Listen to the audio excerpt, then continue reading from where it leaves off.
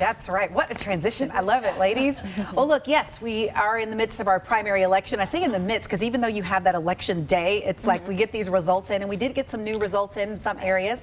I'll give her the official introduction. She is our political reporter, Natalie Brand. Thanks so much for dropping by Take 5. Good to be here. And we should first note that we got some new results in, but remember, nothing's final until coming days when the results kind of cement and shake out. But then we still have the general election too. So this was just kind of step one of the process. But I think we have some new numbers. We are going to be showing you the 8th congressional race. This is a district that's in King County, parts of King County, Pierce County, and then east across the Cascades in 3 counties to the east. Numbers changed just ever so slightly because we got some new numbers from King County, but not all that many ballots were counted this afternoon. So basically what we're looking at here, Dino Rossi is still in the lead in that first spot. He is the Republican frontrunner in this race, but then there were 3 really strong Democratic frontrunners who were all competing for Democratic votes. Right. And so what happened tonight is Kim Schreier, pediatrician from Issaquah, widened her lead just so slightly over attorney Jason Ritterreiser. So at this point, that second spot is still too close to call. We'll have to wait and see what happens as different counties report, and then as more ballots are counted in coming days. Okay, is there a runoff, like an amount she needs to avoid the runoff?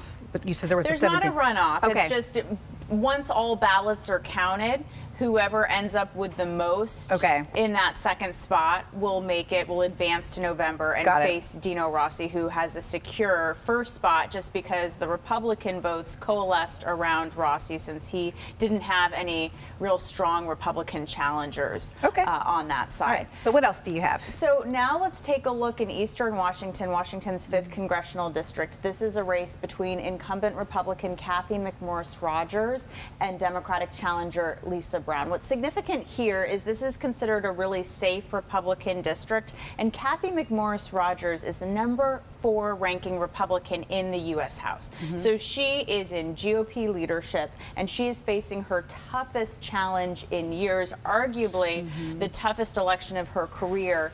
And the Democrat in the race, Lisa Brown, is a well-known name on the east side in eastern Washington. She's a former state lawmaker and former chancellor of WSU. The fact that the race is that close, Cathy McMorris Rodgers did manage to widen her lead a bit. It's now just under 1,000 votes separating the two, but this means it's going to be a really fierce fight in this district heading into the fall. And what does that mean? It means a lot of national resources and money are going to be pouring into eastern Washington. Already millions of dollars were spent ahead of the primary, just the primary.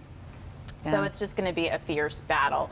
And to put this in the bigger picture, Democrats in the House are trying to flip 24 seats to take back control of the U.S. House. Right now, Republicans have control in the House and in the Senate. So Democrats are eyeing 24 different Republican-held seats to try to take back control. And they're looking at districts that are more swing districts. The 8th district that we were talking about, that voted for Hillary Clinton in 2016, but also reelected a Republican. So that kind of shows you that there is a split in how voters were feeling down the ballot. I see. What's significant is now safer Republican districts are arguably in play in this state, which was a surprise last night. We didn't expect the lead, the margin between Cathy McMorris Rodgers and Lisa Brown to be that narrow. Because in certain parts of our state, it's pretty like this is what it is typically. So this is an interesting, it's an interesting change. And I know you'll be keeping an eye on how it all unfolds in the coming, days with this primary, and then of course with the general. With the general. Natalie, thanks so much for stopping by Take 5. Thank you. Yeah, we'll talk soon.